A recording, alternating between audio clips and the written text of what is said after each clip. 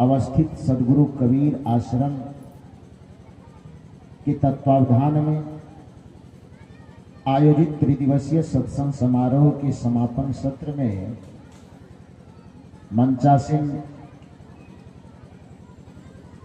सदगुरु कबीर आश्रम खगड़िया बन्नी से पधारे हुए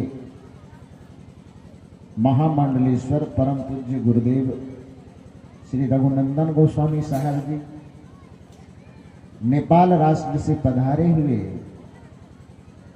परम पूज्य संत श्री उमा साहब जी, छत्तीसगढ़ की पावन धरा से पधारी हुई साध्वी बहन सुचिता साहब जी, सदगुरु कबीर आश्रम इसराइन से पधारे हुए परम पूज्य संत श्री नारायण साहब जी एवं मंचासीन परम वंदनीय संत समाज, इस परिवर्तक स्थल पर विराजमान अध्यात्म प्रेमी सज्जनों तथा देवी, अभी इस मंच के माध्यम से उपसंहार सत्र में हम लोग संत गुरुजनों के अमूल्य विचारों को श्रवण कर रहे हैं। उसी कड़ी में थोड़ी देर मैं भी निवेदन आपसे करूं।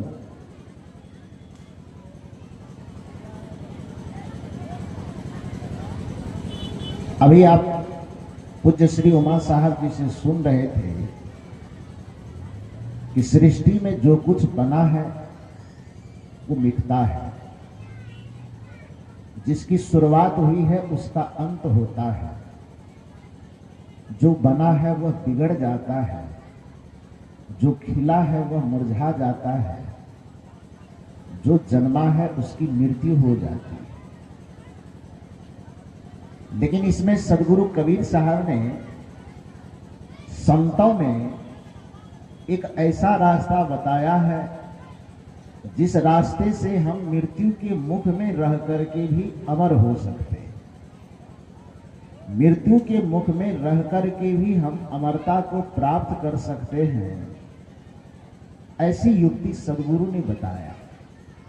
और इसी संदर्भ में एक साखी जिसका उद्धरण कल हमारे परम पूज्य श्री रघुनंदन गोस्वामी साहब जी ने दिया था, ये मर जीवा अमृत पीवा, क्या धसी मरसी पतार, गुरु की दया साधु की संगत, निकस आव यही द्वार।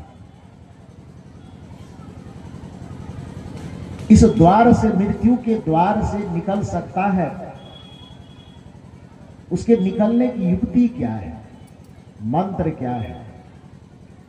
सदगुरु कबीर साहब कहते हैं कि जो व्यक्ति अपने आप को मिटाने के लिए तैयार है, अपने आपा को मिटाने के लिए तैयार है, अपने अहंग को मिटाने के लिए तैयार है, अपने आशा और तृष्णा के बीज को मिटाने के लिए तैयार है, वह व्यक्ति मृत्यु के मुख में रह करके भी मृत्यु से बच जाए, अमर हो जाएगा। सदगुरु कबीर साहब की वो प्रसिद्ध साखी याद कीजिए, मरते मरते जग मुआ, मुए न जाना को।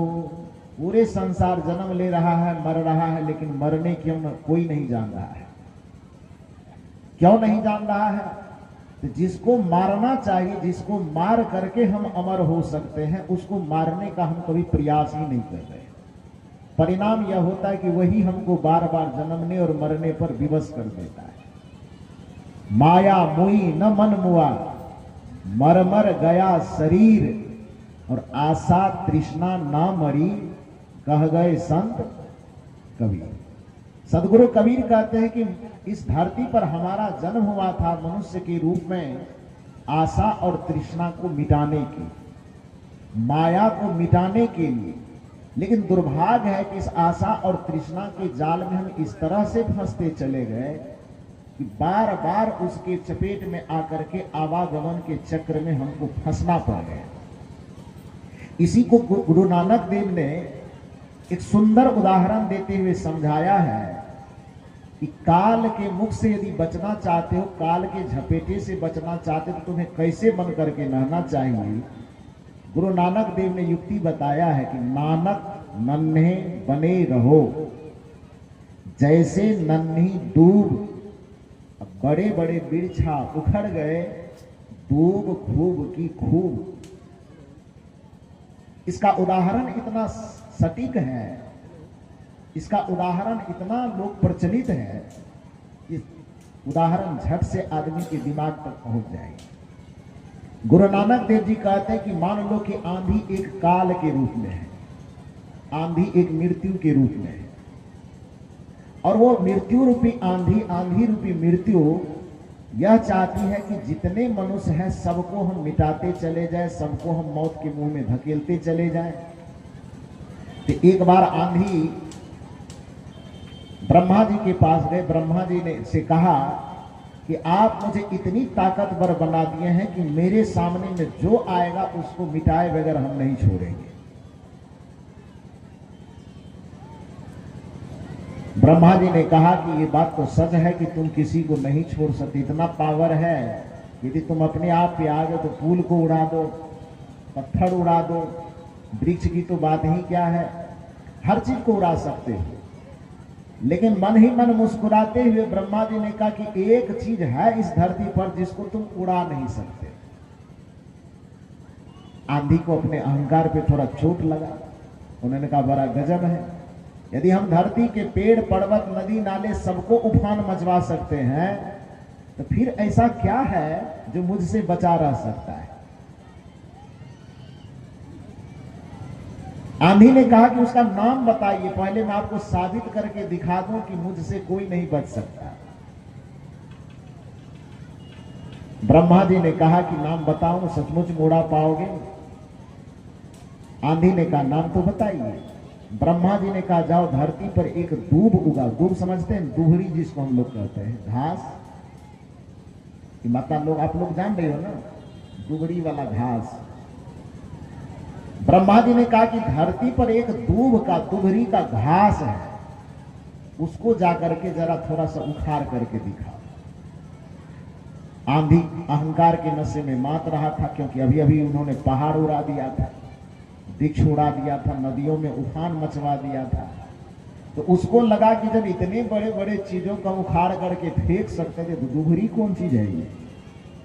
वो गया, अपनी जितनी ताकत लगा सकता था सारी ताकत लगा करके दूब को उखाड़ना चाहा, तो हिला दिया, डुला दिया, वो सब चीज हो गया। तो कितना दिन में दूब उखड़ेगा आंधी से? आप लोग इधर वाले बताइए, तो दुबरी कितना दिन में उखड़ेगा? हैं इधर वाले, दुबरी का घास आंधी से कितना दिन में उखड़ेगा? उखड़ेगा? नहीं उखड़ेगा। एक दिन, एक घंटे, एक महीने, एक साल का, एक जीवन गुजर जाए, लेकिन आंधी उस दूब को उखाड़ नहीं पाएगा। आंधी थक करके ब्रह्मा जी के पास गया, उन्होंने कहा कि मुझे बहुत घमंड था कि मैं सबको उखाड़ सकता हूं, लेकिन आपकी सृष्टि में एक दूब एक ऐसा है जिसे मैं उखाड़ नहीं सकता हूं। ब्रह्मा जी ने कहा ठीक उसी प्रकार से काल की आंधी, जब यदि आप गुरु के गोद से अमृत पीना चाहते हो, माता के गोद से बच्चे अमृत कब तक पी पाते हैं? एक छोटा बच्चा जब जन्म लेता है, माँ के गोद में लेटा रहता है, माँ उसके हर एक मल मूत्र को साफ करती रहती है और अपने सीने से सटा करके स्तन का दूध पिलाती है ना। माँ को भी सुकून मिलता है, बच्चे को भी सुकून मिलता है। लेकिन वही बच्चा धीरे धीरे बड़ा होकर के, बड़ा होते होते होते होते जब 10 साल 15 साल का हो जाए, बच्चा तो वही है ना, उसी माँ के बेटा है ना वो, जिसको 2 साल तक सीने से लगा करके दूध पिलाया है। लेकिन वही बच्चा यदि बड़ा हो जाए 10 साल का, तब माँ क्या करेगी? उसको गोद में सुलाएगी, दूध पिलाएगी? नहीं पिलाएगी ना। नीति यह कहती है कि जैसे एक बच्चे को मां का दूध पीने के लिए उसे मां के गोद का बच्चा ही बना रहना पड़ेगा, जिस दिन वही बच्चा जो मां के गर्भ से जन्म लिया है, अपने ही मां के गर्भ से जन्म लेने के बाद भी जिस दिन वह बच्चा अपने आप को बड़ा समझने लगता है, मां उसको अपने गोद से हटा करके बाहर कर देता है कि थाली में दाल भात सब्जी खा, अब तुमको हम दूध पिलाने के लायक नहीं बचे हैं। ठीक उसी प्रकार से जो भक्त इस बात के लिए राजी हो जाते हैं कि हम गुरु के गोद में बालक बनने के लिए तैयार हैं, जो भक्त इसलिए राजी हो जाते हैं कि हम ईश्वर के गोद में, परमात्मा के गोद में विनम्रता का बालक बनने के लिए तैयार हैं, कभी अहंकार के बड़प्पन में उछलने के लिए तैयार नहीं है, तो जैसे एक बच्चे को मां अपने गोद में लिटा करके दूध पिलाती है, उसी तरह से गुरु, उसी तरह से ईश्वर, यदि आप में विनम्रता का बचपना रहा, यदि आप में कोमलता का बचपना जिंदा रहा, तो परमात्मा और गुरु अपने गोद में लिटा करके हमेशा आपको ज्ञान और ध्यान का अमृत पिलाते रहेंगे और सदा सदा के लिए आप मुक्त हो जाएंगे। मुक्ति का अमृत पीना चाहते तो बच्चा बन करके रहे। बच्चा बनने का मतलब शरीर से बच्चा नहीं, भाव से बच्चा। कभी भी माता पिता गुरु बड़े बुजुर्ग, मैंने कहा जो आपको बड़ा बनाने के पीछे अपना आधार लगाते उसके सामने बड़ा नहीं बना, टूट जाएंगे। हनुमान जी को इस संसार में बड़ा बुद्धिमान माना जाता है। अभी परसों में पटना में था, ऐसे कार्यक्रम में था जहां पर आदरणीय बिहार के माननीय मुख्यमंत्री नीतीश कुमार जी, लालू यादव जी, तेजस्वी यादव जी, नंद किशोर यादव जी विधानसभा के अध्यक्ष, शिक्षा मंत्री विजय चौधरी जी और सब बहुत सारे गणमान्य व्यक्ति वहां पर थे। उसमें विधानसभा के जो उपाध्यक्ष माननीय नरेंद्र नारायण यादव जी थे, उन्होंने मुझसे एक सवाल किया।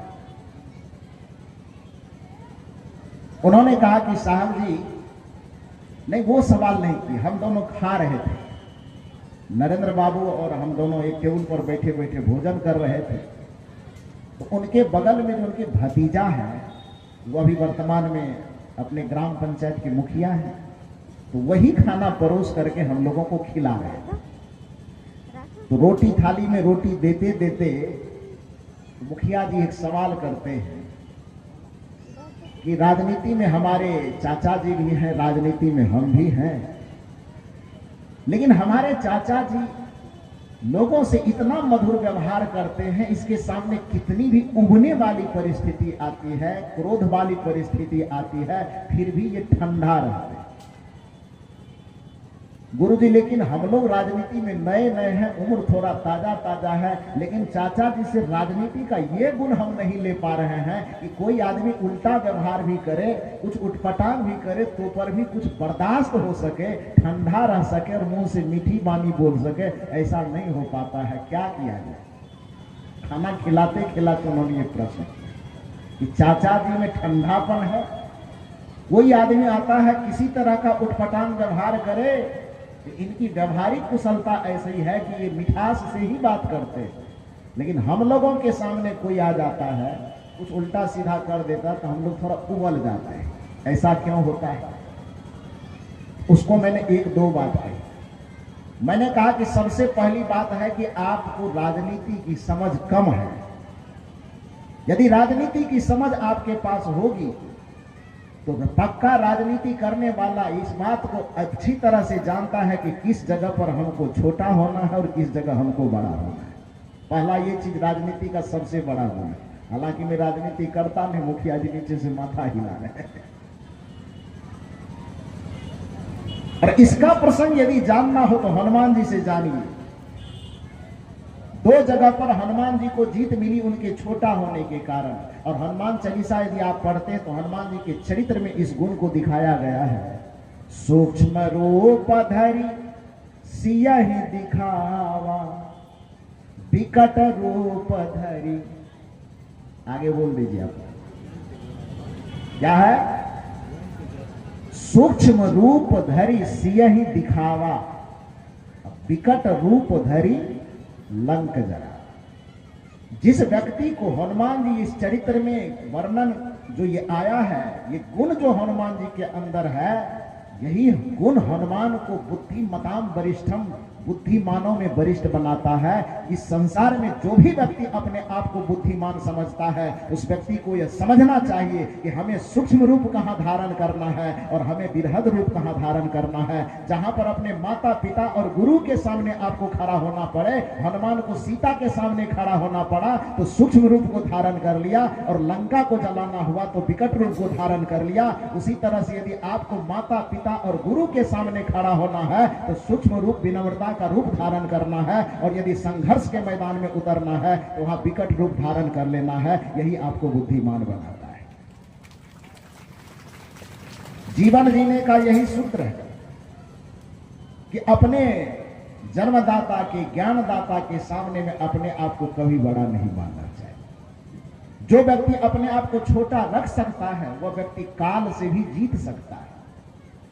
नानक नन्हे बने रहो जैसे नन्ही दूब, बड़े बड़े वृक्षा उखड़ गए दूब खूब की खूब। दूब बचा रह जाएगा, पीपल का वृक्ष उखड़ जाएगा।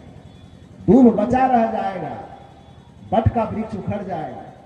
दुबरी बची रह जाएगी, आम के वृक्ष, कटहल के वृक्ष, लीची के वृक्ष उखड़ जाएंगे, क्योंकि आंधी के सामने वो तन करके खड़ा होता है। मुझे याद है एक बार कार्यक्रम के दरमियान जब मुझे उड़ीसा जाना हुआ, आप लोगों की शुभकामना से, आशीर्वाद से लगभग भारत के कम से कम 10 राज्यों में अब कार्यक्रम मेरा हो चुका। इस बार पुनः इसी 18 दिसंबर को फिर से मैं उड़ीसा जा रहा हूं।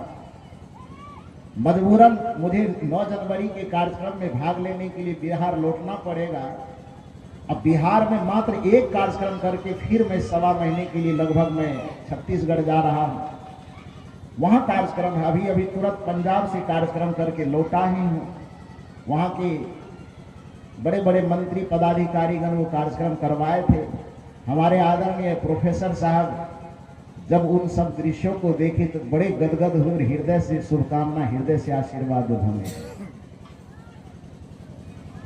तो उड़ीसा जब मैं एक बार कार्यक्रम के लिए गया था तो मुझे इच्छा हुई कि समुद्र नजदीक में है तो देखा जाए। समुद्र का तो नाम ही अभी तक सुने हैं, देखें कि समुद्र होता कैसा है। वहां गए, उस समुद्र के किनारे उसी जगह पर सदगुरु कबीर साहब का प्रसिद्ध आश्रम है जगन्नाथपुरी में। तो मेरी इच्छा हुई कि जाकर के थोड़ा स्नान भी किया जाए समुद्र में। खड़ा हुए किनारे के पास तो एकदम पानी का तूफान उधर से आता है, हजारों लोग नहाने वाले थे। तो खड़ा खड़ा कुछ देर दृश्य देख रहे थे कि समुद्र में पानी इतना आता है, अचंभित करने वाला दृश्य। हजारों लोग नहा रहे थे तो नहाने वाला दृश्य भी थोड़ा अच्छा लग रहा था। तो बगल में खड़े होकर के देख रहे थे कि कैसा नजारा है। वो नजारा में 2-3 घटना देखे। क्या देखे कि एक आदमी, वो भी नया नया गया होगा कहीं से बेचारा, वो स्नान कर रहा था।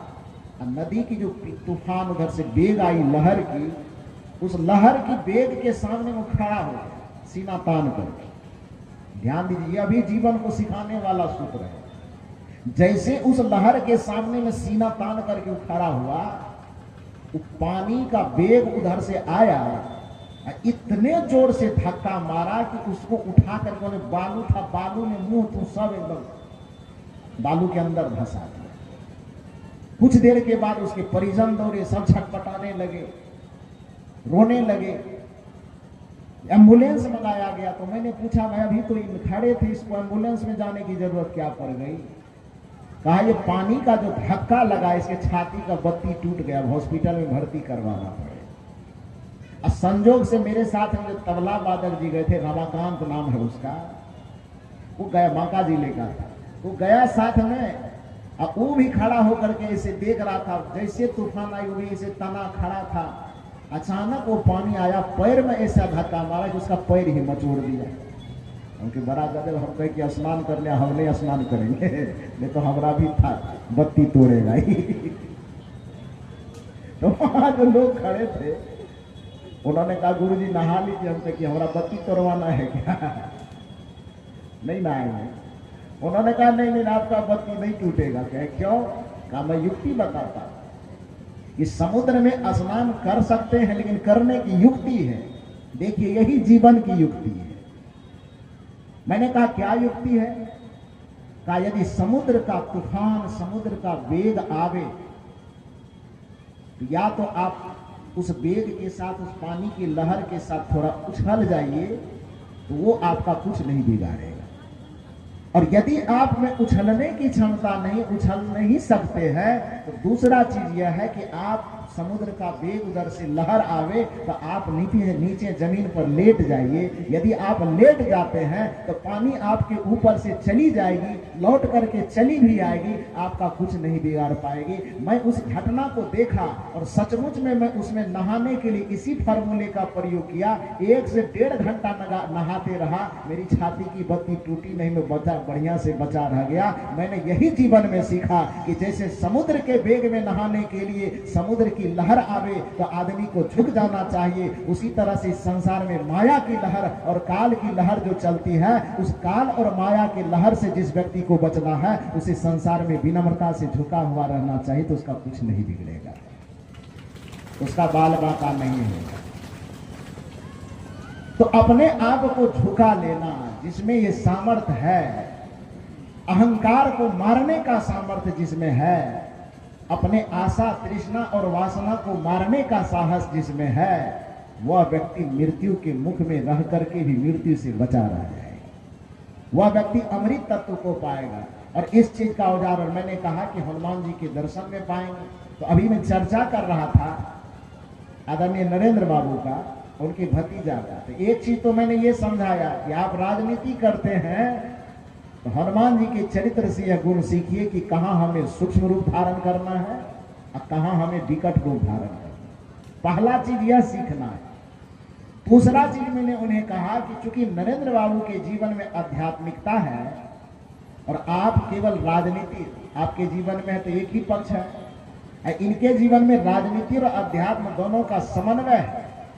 जिस व्यक्ति के जीवन में अध्यात्म आ जाता है उस व्यक्ति की समझ इतनी विकसित हो जाती है कि संसार के हर एक परिस्थिति को पढ़ना जान जाता है। उन्होंने कहा कैसे?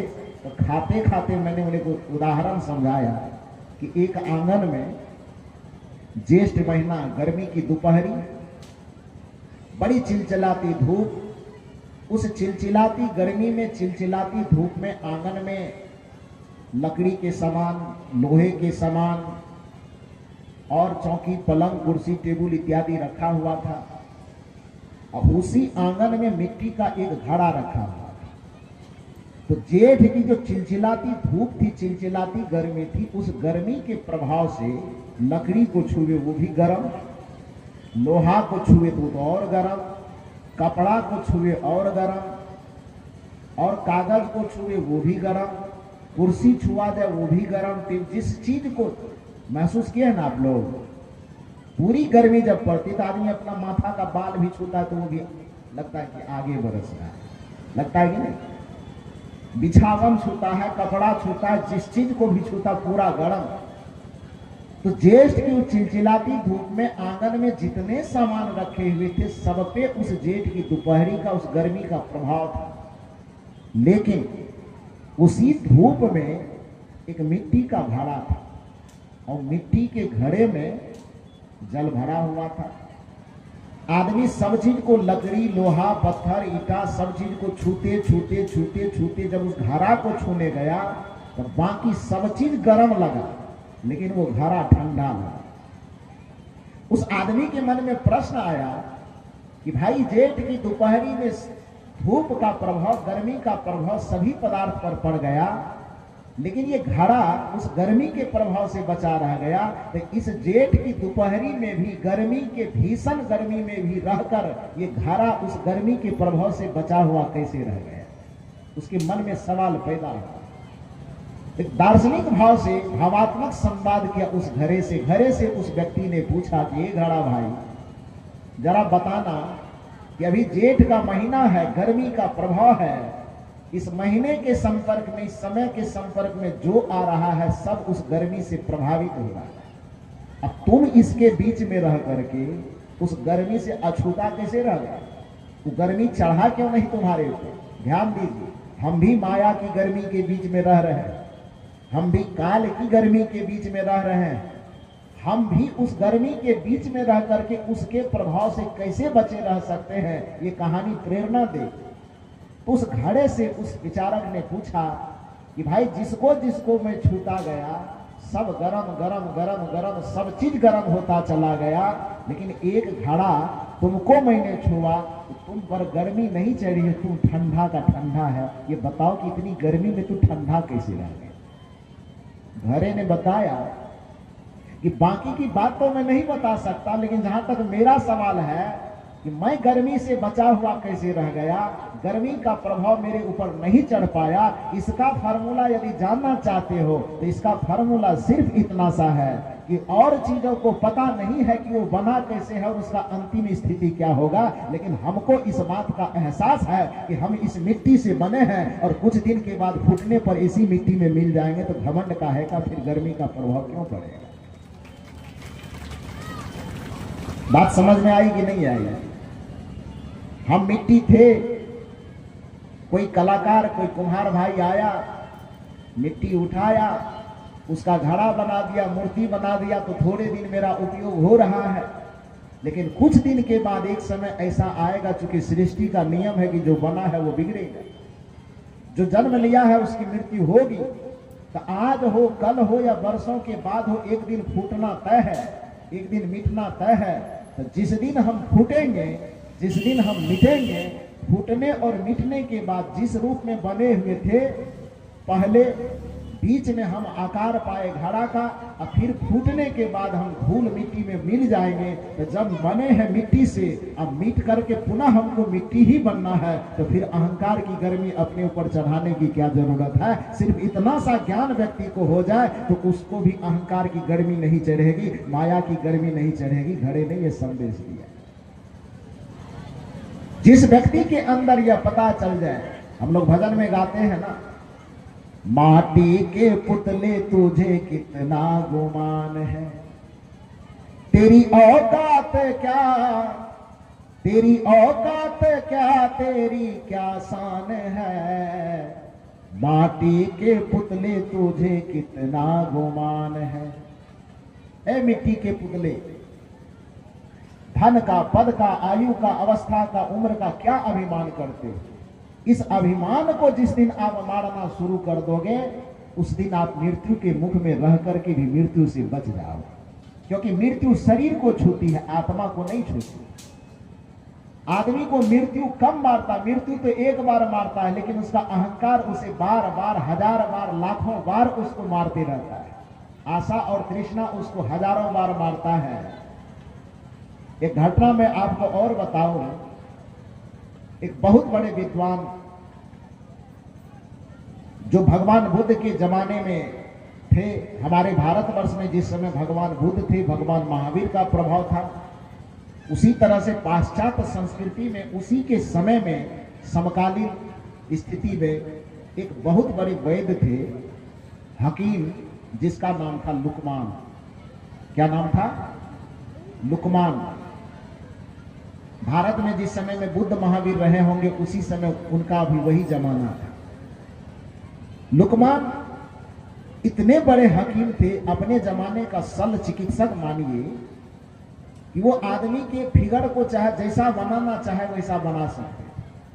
तो इतनी अद्भुत कला उनके पास थी कि उनके मन में आया कि जब आदमी के रूप का परिवर्तन हम अपने ज्ञान से, बुद्धि से कर सकते हैं, तो एक बार ऐसा किया जाए कि थोड़ा जमराज को ही धोखा दिया जाए।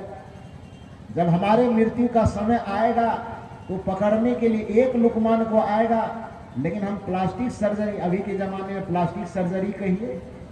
लुकमान ने कहा कि हम ऐसा आकार तैयार करें, 100 आकार, कि हमको ईश्वर ने, भगवान ने, अल्लाह ने, खुदा ने एक लुकमान बना करके भेजा, लेकिन हम अपने शकल का 99 लुकमान और तैयार करते हैं और 100 लुकमान एक जगह मूर्ति बना करके रखेंगे।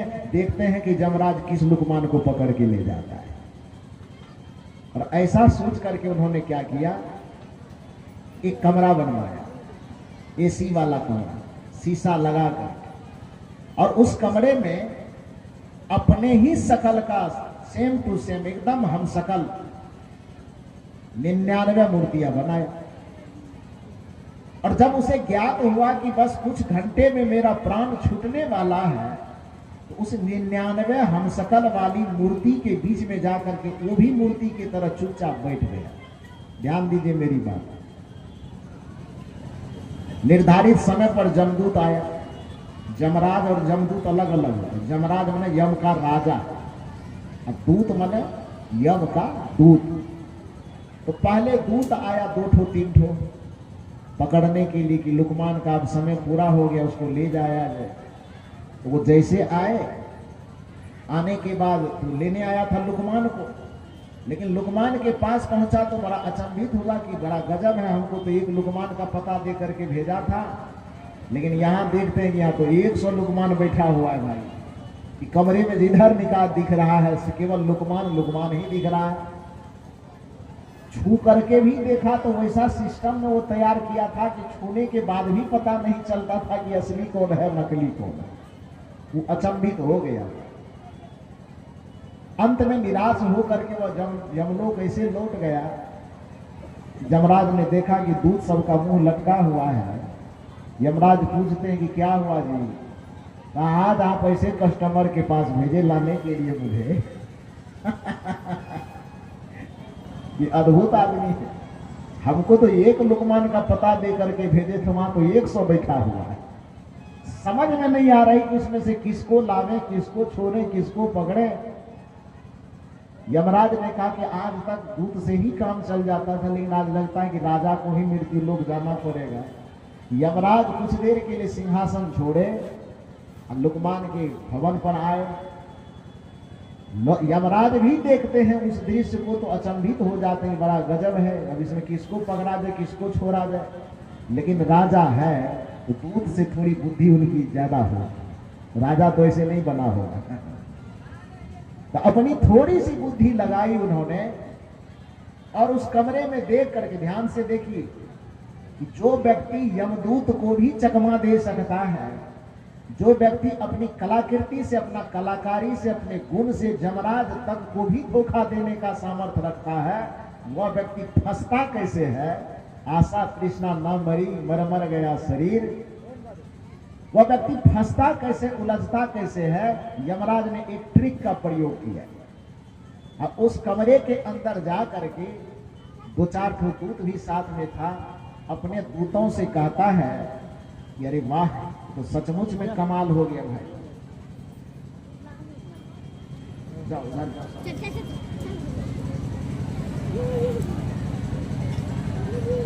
यमराज ने कहा कि सचमुच में कमाल हो गया।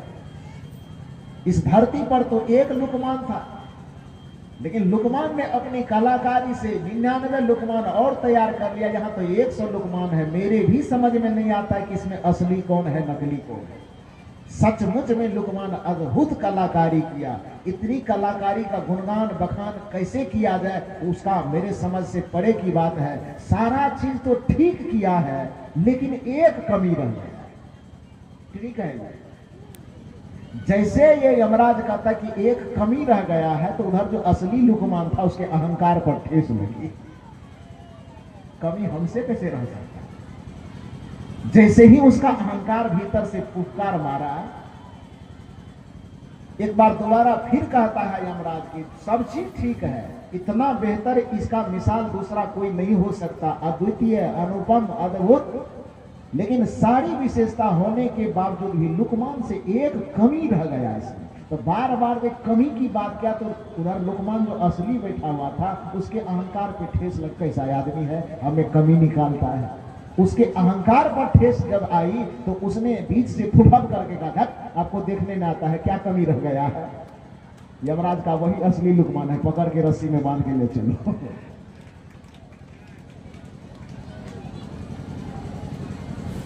लुकमान ने कहा कि नहीं नहीं नहीं, असली वाला हम नहीं कहा, अब काम नहीं चलेगा, अब पता चल गया। जब तक तुम मौन था, जब तक तुम्हारा अहंकार दबा हुआ था, जब तक तुम्हारा अहंकार मरा हुआ था, जब तक तुम्हारा अहंकार छिपा हुआ था, तुम मौत के पास रह करके भी मौत से बचे रह सकते थे, लेकिन जैसे ही तुम्हारा अहंकार सर उठाया कि क्या कमी रह गई है जरा सा बता करके देखिए, वैसे ही जम के फंदे में पड़ गए। यह घटना यह बताती है कि सचमुच में ये संतों के मार्ग में आकर के जो व्यक्ति ध्यान के माध्यम से, साधना के माध्यम से, गुरु की भक्ति के माध्यम से अहंता, ममता, अहंकार, विकार को निरंतर मारते रहता है, उसकी आत्मा इतनी अद्भुत हो जाती है कि मृत्यु के मुख में नहीं समाती, वह अमृत को प्राप्त कर लेती है।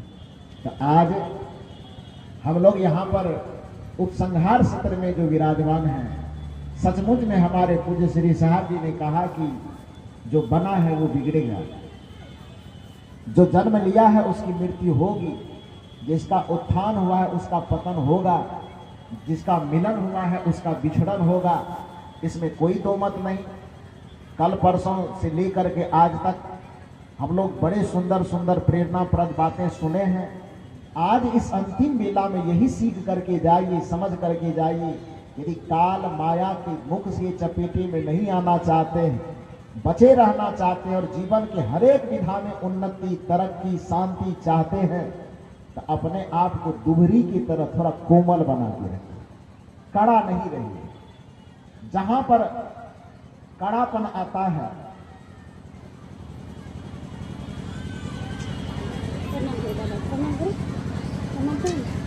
जहां पर कड़ापन आता है उस जगह पर व्यक्ति टूटना शुरू हो जाता है। और जिसको कोमल बनने के लिए आता है, झुकने के लिए आता है, रिश्तों में भी कई बार हमें झुकने की आवश्यकता पड़ती है। जो रिश्तों में झुकना जानता है वह अपने रिश्तों को बचा पाता है। जिस व्यक्ति को ये पता है कि हमें कहाँ खड़ा होना है, कहाँ झुकना, मैंने बताया कि हनुमान जी को बुद्धिमताम वरिष्ठम की संज्ञा दी गई कि बुद्धिमानों में वरिष्ठ है, तो उसका वजह यह है कि उसको ये कला मालूम है कि कहाँ कहाँ हमें छोटा होना है। सीता जी के सामने एक बार छोटा और हुए थे हनुमान जी। कहाँ पर? जिस समय सीता जी की खोज में लंका की तरफ निकले थे, तो समुद्र में उड़ान भरने के समय में उड़ते उड़ते उड़ते उड़ते एक घटना आती है कि समुद्र में एक राक्षसी थी। वह राक्षसी, नाम क्या था उसका? सुरसा। सुरसा नाम की राक्षसी। उनका था कि समुद्र में आने जाने वाले कोई व्यक्ति हो तो उसको पकड़ करके वो खा जाती। बहुत दिन के बाद हनुमान जी ऊपर से उड़ते उड़ते जा रहे थे सीता जी की खोज में। ये कहानी बताएंगे क्या, उसे सबको मालूम ही है। मूल रूप से इसमें यह है कि हनुमान जी को पकड़ करके वो खींच तो लाई सामने, और सुरसा कहे कि हम खा जाएंगे। हनुमान जी कहे कि ठीक है खा जाइएगा, लेकिन एक काम मेरा विशेष काम है, भगवान राम जी का काम है, सीता की खोज में हम निकले हैं, वहां से खोज करके आने दीजिए, दोबारा आपके मुंह में चले जाएंगे, आप चबा करके खा जाएंगे, लेकिन अभी थोड़ा काम है, इमरजेंसी जाने दीजिए। सुरसा के बेवकूफ बनाते हो, यहां से चले जाओगे तो दोबारा कोई लौट करके आता है मरने के लिए, दोबारा नहीं आओगे, हम छोड़ेंगे नहीं। हनुमान जी ने कहा कि मुझ पर विश्वास कीजिए, मैं लौट करके आ जाऊंगा, लेकिन काम पहले करने दीजिए। सुरसा ने कहा नहीं करने देंगे, ध्यान दीजिए बात पर। और एक बात अपनी समझ को विकसित कीजिए कि किसी भी कहानी को केवल हम मनोरंजन के लिए नहीं सुने। शास्त्रों के, पुराणों के कथा और कहानियों को यदि केवल हम मनोरंजन और जय जयकार मनाने के लिए सुनेंगे तो उससे हम सीख नहीं पाएंगे कुछ। लेकिन जब उन्हीं कहानियों में छिपे हुए रहस्यों को समझ करके उसको जीवन पर उद्घाटित करने का प्रयास करेंगे तो कहानियां हमारे जीवन को बदल करके रख देंगी। बदलेगी कि नहीं? कहानियों की रचना भी इसीलिए होती है। तो हनुमान जी कि इस घटना से हमें प्रेरणा क्या लेनी है, इसको सीखिए कि वो सुरसा के पास खड़े हैं। सुरसा कहते हैं कि हम खा जाएंगे, हनुमान जी कहते हैं मुझे काम करने दीजिए, लौट के आऊंगा तब खा जाइएगा। लेकिन सुरसा कहते नहीं हम खाएंगे, तो हनुमान जी कहते ठीक है, यदि आप खाइएगा तो लीजिए अपना मुंह फैलाइए। हम मुंह में जाते हैं तो सुरसा अपना मुंह पसारती है, फैलाती है। तो मुंह जैसे खोली, कथा यह कहती है, कहानी यह कहती है कि हनुमान जी अपना रूप बढ़ाना शुरू किया। जितना सुरसा मुंह फैलाई उसका दोगुना हनुमान जी अपना चेहरा फैला दिया। सुरसा फिर अपनी माया से उसे और दोगुना मुंह फैला दिया। हनुमान जी और उससे दुगुने होते चले गए। उस प्रसंग में यह बात आती है कि आखिर दोनों में से कोई कम नहीं हो रहे थे। जितना ये फैलाते जा रहे थे उसका दोगुना वो फैलाते जा रहे थे, और जितना वो फैला रहे थे उससे दोगुना ये बड़े होते जा रहे थे। ये सिलसिला चलता ही जा रहा था। हनुमान जी के दिमाग में आई कि बड़ा बड़ा बड़ा होने में तो सब फंसते चले जाएंगे, मेरा काम बिगड़ जाएगा। ऐसा करते हैं कि बड़ा हो गया तो इसको बड़ा होने देते हैं और उस जगह हम खुद ही छोटा हो जाते हैं। और हनुमान जी मच्छर बन करके उसके मुंह में गया, 25 बार परिक्रमा करके पेट में भी घूम करके बाहर निकल आया। सुरसा ने कहा कि जल्दी से मुंह के अंदर आओ ना। हनुमान जी कहे कि 25 बार चक्कर लगा करके बाहर निकल आया हूं, नहीं खाए तो हम क्या करेंगे। सुरसा ने कहा जा तेरी बुद्धि को मैं बलिहारी देता हूं, तू जीत गया मैं हार गई, अब तुझको नहीं खाओ। यदि यह कहानी केवल कहानी के लिए सुनेंगे तब तो अयोध्यापति श्री रामचंद्र भगवान की इतना कह के संतोष हो जाएगा। लेकिन इस कहानी को यदि हम प्रेरणा के लिए जीवन पर उतारते हैं, यदि इस कहानी से, इस घटना से हम अपने जीवन में कुछ सीख लेना चाहते हैं, वो सीख यह है कि हम भी यदि हनुमान की भूमिका में अपने लक्ष्य और अपने संघर्ष के प्रति डटे हुए हैं तो जीवन में कभी कभी परिस्थितियां ऐसी आएगी, कभी कभी समय ऐसा आएगा, कभी कभी अवसर ऐसा आएगा कि सामने में आपत्ति, विपत्ति, संकट, परिस्थिति सुरसा की तरह अपना मुंह बाए खड़ी रहेगी।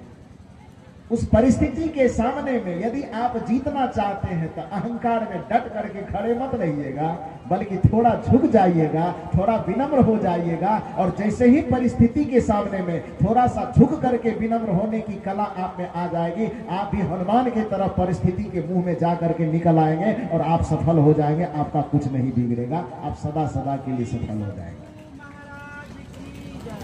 तो उस परिस्थिति के मुंह से बचना चाहते, जैसे हनुमान सुरसा के मुंह से बचना चाहे तो सुरसा के मुंह में छोटा बन करके प्रवेश किया, उसी तरह से आप परिस्थिति के मुंह से बचना चाहेंगे, दुख के मुख से बचना चाहेंगे, परिघटना के मुख से अपने आप को बचाना चाहेंगे, तो समय अवस्था परिस्थिति आने पर अपने आप को झुकाने के लिए, अपने आप को छोटा बनाने के लिए तैयार हो जाइए। और खास करके संबंधों में, चाहे वो गुरु शिष्य का संबंध हो, माता पिता का संबंध हो, भाई भाई का संबंध हो, सास बहू का संबंध हो, ननद भौजाई का संबंध हो, उस रिश्तों में तो रिश्ते को बचाने के लिए बार बार अपने अंदर के अहंकार को मारना चाहिए, अपने विनम्रता को थोड़ा थोड़ा जिंदा हमेशा रखते रहना चाहिए। क्योंकि एक बात याद रखिए, इस बात को मैं हिंदी साहित्य के एक मूर्धन्य विद्वान डॉक्टर हजारी प्रसाद द्विवेदी के एक निबंध में पढ़ा था कि आपकी उंगली है, आपके उंगली में नाखून है ना? सबके उंगली में नाखून है कि नहीं है? किसी